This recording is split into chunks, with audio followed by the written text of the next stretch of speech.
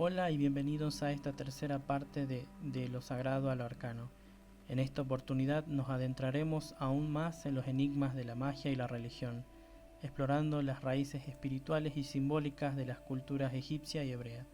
Un viaje donde lo místico se encuentra con lo histórico, revelando cómo estas tradiciones dieron forma a su visión del mundo.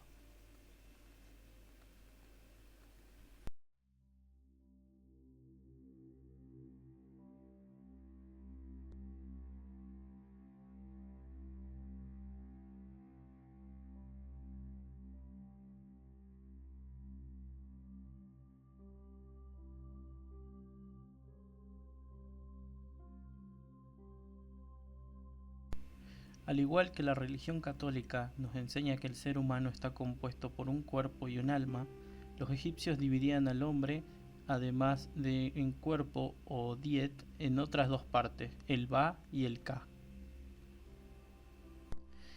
El Ba era equivalente del alma cristiana, la cual al morir el cuerpo se separaba de él y emigraba hacia las regiones celestes, donde iba a reunirse al dios al cual había sido asignada.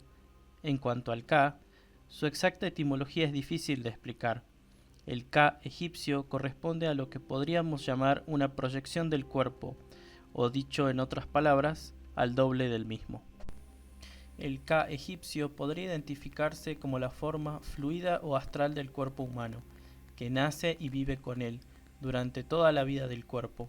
Ka o doble permanece confundido con la materia, pero no ocurre así al sobrevenir la muerte. Existe entre los egipcios la teoría de que el hombre muere cuando el Ka abandona el cuerpo y entonces este cuerpo, desposeído de su fluido vital, deja de existir. Y mientras el Ba o el alma va a reunirse con los dioses, el Ka queda encadenado al sepulcro, privado de su soporte material pero viviendo de una vida real, completa y mágica. Esta idea del Ka o doble es la que dio la base a toda la magia funeraria egipcia, que durante tantos siglos ha apasionado a los egiptólogos de todo el mundo.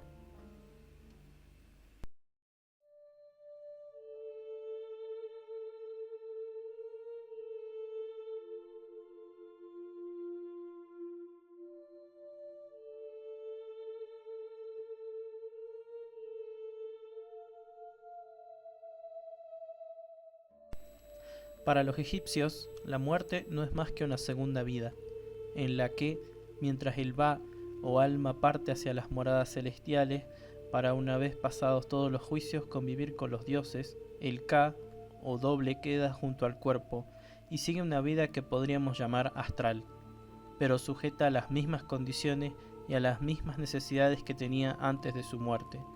Las mismas necesidades, casi. Porque el Ka entra ya de lleno en el reino de la magia, y por lo tanto sus necesidades son mágicas.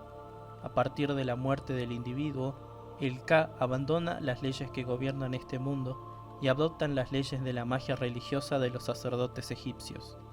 Es por ello por lo que, si bien hay que dotar al Ka del muerto de todas las comodidades posibles para su otra vida, no basta con rodearlo de cosas reales para permitirle subsistir. Los faraones, los grandes dignatarios, las gentes opulentas se podían permitir el lujo de rodearse de cosas reales y de hacer matar a sus servidores y esclavos para que los acompañaran en la otra vida. Pero había muchos otros que no tenían esta suerte, este poder o esta riqueza. Para ello, cuando necesitaban algo, simplemente se representaba. La creencia egipcia de que la representación de un objeto posee las mismas cualidades que el objeto en sí servía para este fin. El muerto podía acompañarse de una corte de sirvientes, esclavos y soldados, rodeándose simplemente de una colección de estatuillas o grabados que representaban a estos servidores, esclavos y soldados. Lo mismo podría decirse de los alimentos y demás pertrechos destinados a su agradable estancia en el otro mundo, que si bien muchas veces eran representados por alimentos reales, muchas otras veces eran simplemente simbolizados a través de dibujos y pinturas en las paredes, y que otras veces se limitaban incluso solamente a hacer una ofrenda que el sacerdote hacía de estos alimentos y pertrechos al Ka del muerto, y que quedaban retenidos allá para cuando éste los necesitara. Sorprendió enormemente a los primeros descubridores de las tumbas egipcias las maldiciones que encontraban en ellas, vaticinando 1000 calamidades a los profanadores de las mismas. ¿Acaso aquellas maldiciones eran reales? Dejando aparte las leyendas que han corrido después sobre el mayor o menor cumplimiento de estas maldiciones, la razón de las mismas es de una índole puramente mágica y atiende a la protección de los propios cuerpos momificados. Profanar la tumba, tocar la momia del muerto, significa dispersar su ka, eliminarlo, con lo que se produce la muerte real y total del muerto, la completa anulación de su personalidad. Sin embargo, aun en el caso de que el cuerpo fuera destruido, o incluso simplemente como una medida de seguridad, podía conseguirse que el ka llevara igualmente su vida junto al muerto, sencillamente a través de la representación del cuerpo de éste a través de una estatua, ya que la representación de las cosas era para los egipcios la equivalencia de dichas cosas. Estas estatuas pueden encontrarse en algunos sarcófagos, sustituyendo a las momias desaparecidas o simplemente acompañándolas.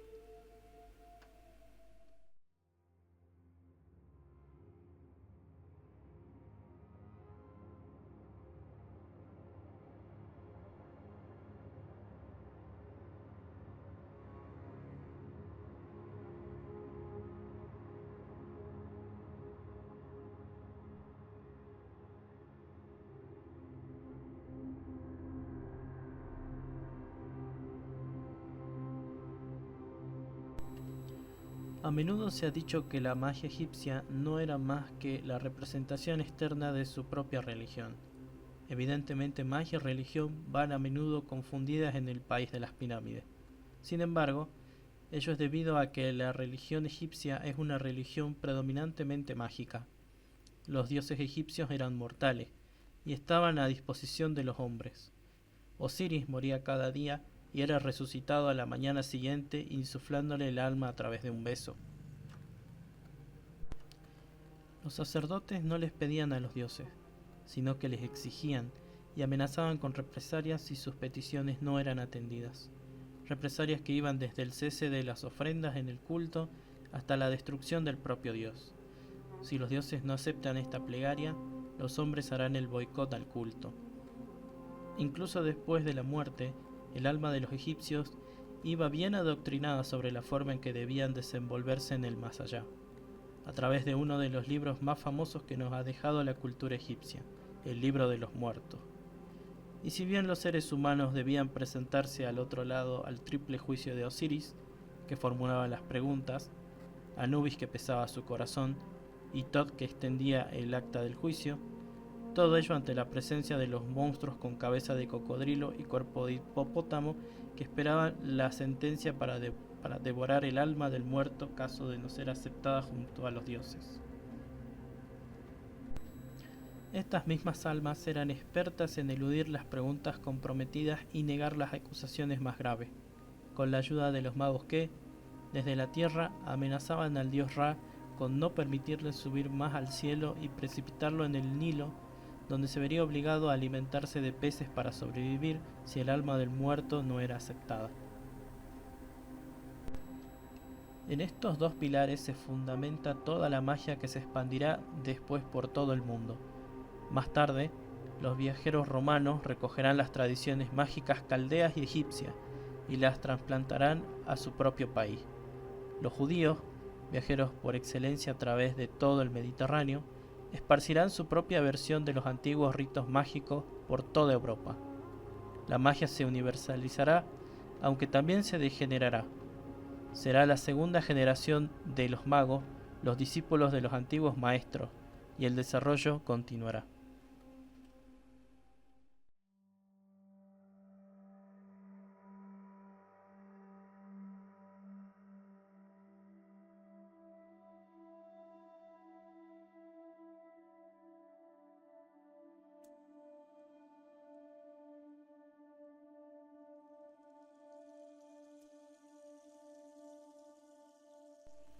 Es una ley ineludible la que afirma que en el ocaso cultural de unos pueblos trae aparejado consigo, al mismo tiempo, el auge cultural de otros, que los sustituirán en la hegemonía del mundo, seguirán sus huellas y perpetuarán su cultura, una vez adaptada a su especial idiosincrasia a través del tiempo y del espacio. El declive de los imperios caldeo y egipcio trajo consigo la culminación de otros dos imperios, que tomaron de sus manos la antorcha de la civilización y continuaron llevándola en alto a través de la historia.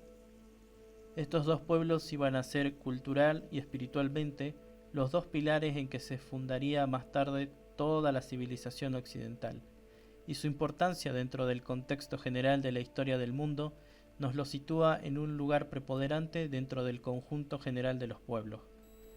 Mágicamente, estos dos pueblos recogerían las enseñanzas y las harían suyas, convirtiéndose al mismo tiempo que en sus discípulos, en sus continuadores. Estos dos pueblos fueron Grecia e Israel. Mágicamente, estos dos pueblos recogerían las enseñanzas dadas por caldeos y egipcios, y las harían suyas, convirtiéndose al mismo tiempo que en sus discípulos, en sus continuadores. Estos dos pueblos fueron Grecia e Israel.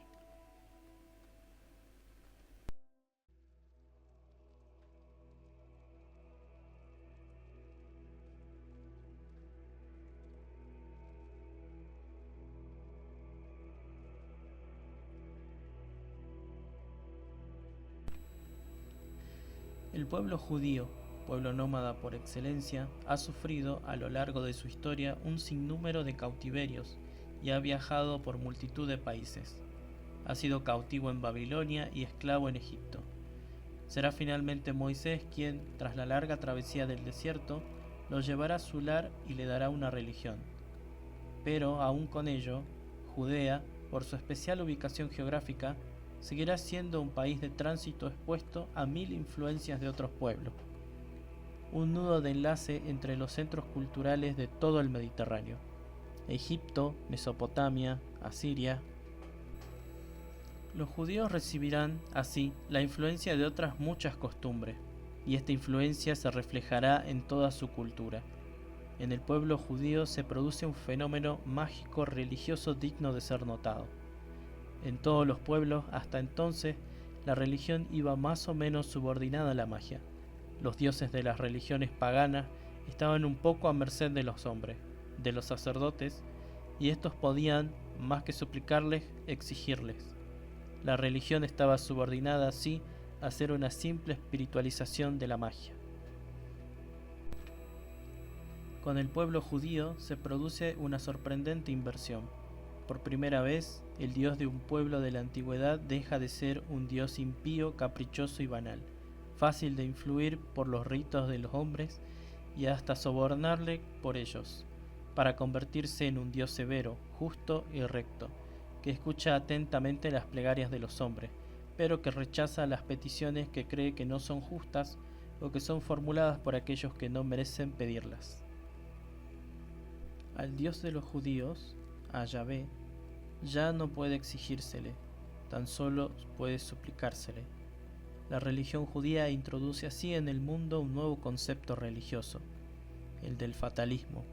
El pueblo escogido sabe que se halla enteramente en manos de su Dios, que únicamente a él corresponden las decisiones y que los hombres no pueden hacer nada para influirlo. Yahvé es justo, da a cada cual lo que se le merece. El hombre está enteramente bajo su voluntad. Sin embargo, pese a ello, la religión hebrea está fuertemente impregnada de magia, y es esta magia la que nos ha llegado hasta nosotros por encima de todas las otras magias anteriores, porque hebreas son las letras del alfabeto mágico que se usará más adelante, las fórmulas, los espíritus que se evocan. ¿Cabe ver en ello un paralelismo con la difusión universal del cristianismo al cual estaban íntimamente ligadas?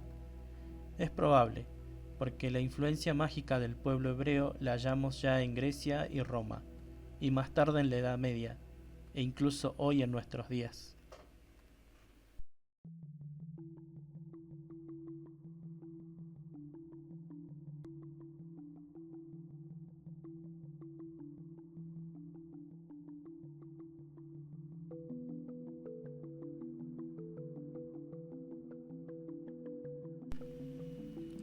La magia hebrea es una de las magias más peculiares que existen en la historia de la humanidad.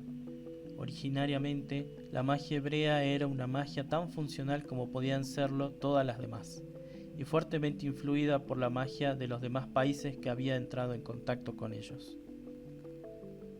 Existía una magia adivinatoria, a través de métodos como el de flechas, muy usado por los caldeos a través de los dados, el Urim y Tumim a través de los terafim, especie de estatuas parlantes muy parecidas a las egipcias, así como una magia coercitiva.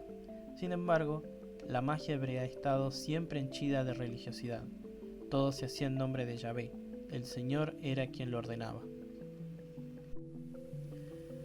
Las escrituras están llenas de innumerables ejemplos. En el libro de Josué se nos narra cómo el sucesor de Moisés toma la ciudad de Jai apuntando, según órdenes del Señor, sus flechas en dirección a la ciudad. Con Moisés la magia hebrea sufre una profunda transformación. La entrega por Dios de los 10 mandamientos al pueblo, 6 de los cuales por cierto se hallaban ya en Egipto, 5 de ellos consignados en el libro de los muertos, señala el inicio de un cambio radical. Se proscribe la idolatría y con ello la magia en todas sus manifestaciones externas. Sin embargo, según muchos historiadores, incluso el propio Moisés habría sido un estupendo mago, como lo demuestran los actos milagrosos que realizó ante el faraón para conseguir la libertad de su pueblo. No obstante, hay que añadir rápidamente, eran milagros realizados en nombre de Dios, no actos de hechicería. A partir de la llegada del pueblo escogido a Judea, la religión empieza a combatir abiertamente a la magia. Los magos son perseguidos. Todo hombre o mujer que evoque a los muertos o se dé a la adivinación será muerto, lapidado, caiga sobre ellos su sangre. Las influencias mágicas de los otros pueblos son también condenadas. Cuando entres en la tierra de Yahvé tu Dios, no imites las abominaciones de estas naciones. No haya de medio de ti quien haga pasar por fuego a su hijo o a su hija, ni quien se dé a la adivinación, ni a la magia, ni a las hechicerías y encantamientos, ni quien consulte a los encantadores, ni espíritus, ni adivinos, ni pregunte a los muertos. Es abominación ante Yahvé cualquiera que esto hace, y precisamente por tales abominaciones arroja Yahvé tu Dios de delante de ti a estas gentes. Los reyes de Israel publican edictos por los cuales los magos son arrojados fuera del país. Sin embargo, la magia sigue practicándose, principalmente magia negra y adivinatoria. Las enfermedades eran curadas sacándolas del cuerpo del enfermo y transmitiéndolas a un animal, generalmente un pájaro, para que se las llevara bien lejos. Se usaba la varita mágica, se hacían encantamientos. En Siquem existía el roble de los adivinos, que fue venerado durante mucho tiempo. Se levantaban templos a los dioses extranjeros y se practicaban sus religiones mágicas, y al mismo tiempo se oraba también a Yahvé.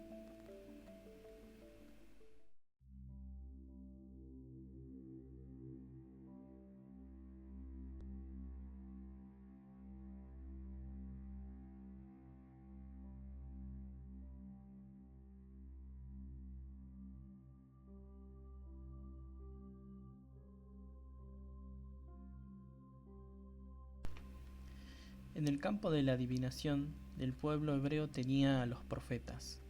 Antes de los profetas existían, sin embargo, los nabjis. Los nabjis eran hombres a quienes visitaba Yahvé cuando se entregaban a sus danzas.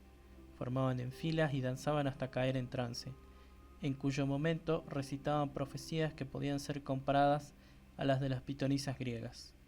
Más tarde, los profetas sustituyeron a los nabjis con augures de la predicción. Las sagradas escrituras están llenas de profetas y profecías. Sin embargo, entre los profetas hebreos y los adivinos de los otros pueblos hay una gran diferencia. Así como, en general, los adivinos respondían a preguntas concretas, eran consultados. Los profetas hebreos generalmente actuaban por iniciativa propia. Interviene también aquí la gran diferencia que existe entre las religiones mágicas de los otros pueblos, en las cuales los dioses eran interrogados, y la hebrea, en la cual Dios simplemente hablaba a los hombres, según sus propios deseos. Sin embargo, como Dios no habla siempre a los hombres, estos se procuraban también otros medios más sutiles de adivinación. Uno de ellos era el del efod. El efod era un cofrecito que podía llevarse como una mochila y en cuyo interior había dos esmeraldas, el Urim y el Tumim, que oficiaban como dados. Originalmente existía solo un efod en todo el pueblo hebreo, a cargo de los sacerdotes y depositado en un santuario, y era usado únicamente en la guerra. En las campañas, el sacerdote cargaba con el efod a cuestas y lo llevaba al campo de batalla, donde era consultado cada vez que debía tomarse una decisión bélica, y el efod respondía sí o no. Pero, posteriormente, el ansia de saber hizo que los efod, pese a la prohibición que sobre ello pesaba, fueran usados también por el pueblo, convirtiéndose en instrumento de trabajo de adivinos y siendo ampliamente consultados, con lo que podría hacerse una curiosa clasificación por estratos dentro de la adivinación, ya que, mientras los profetas solamente vaticinaban el futuro del pueblo y de los grandes dignatarios y reyes, constituyendo la magia religiosa oficial del pueblo hebreo, otros medios de adivinación más mágicamente tradicionales, como los efod y los terafim, o estatuas parlantes, estaban al uso del pueblo, y eran usados para conocer los pequeños destinos de la gente.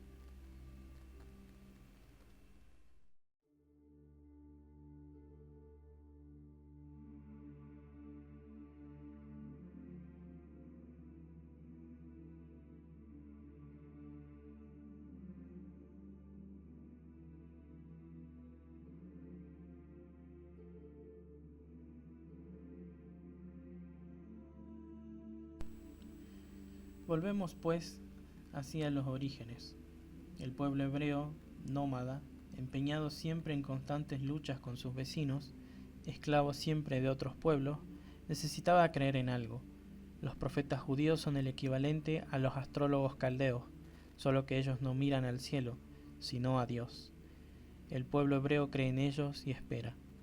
Como pueblo fatalista que es, acepta la existencia de un Dios al que no se puede dominar, sino tan solo suplicar, y al que hay que acatar en todas las circunstancias. Y la magia hebrea se hace así no imperatoria, sino rogatoria. No puede decirse que el pueblo escogido haya creado con ello una nueva magia, ni que nos haya aportado algo distinto a lo ya conocido. En realidad, la magia hebrea es quizá la magia menos original que haya llegado hasta nosotros. Sin embargo, tiene la gran virtud de habernos aportado un nuevo ideal. La religiosidad del pueblo escogido, su espiritualidad, su sentido monoteísta de la vida, nos dan una magia fuertemente espiritual, que no busca tan solo la consecución de logros materiales inmediatos, sino también la realización espiritual del oficiante. Empieza a definirse con ello el sentido de la magia que hemos expresado antes, y que busca ante todo la autoperfección del mago. Y este es un sentido que irá precisándose cada vez más con el tiempo.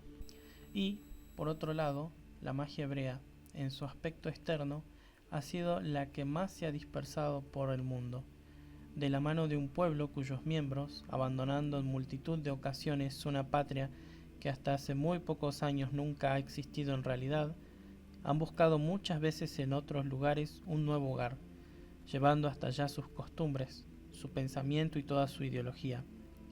¿Puede ser esta una explicación de la universalización del ritual hebreo de la magia por todo el mundo? Personalmente creo que sí, aunque claro, esto se prestaría a muchas otras consideraciones.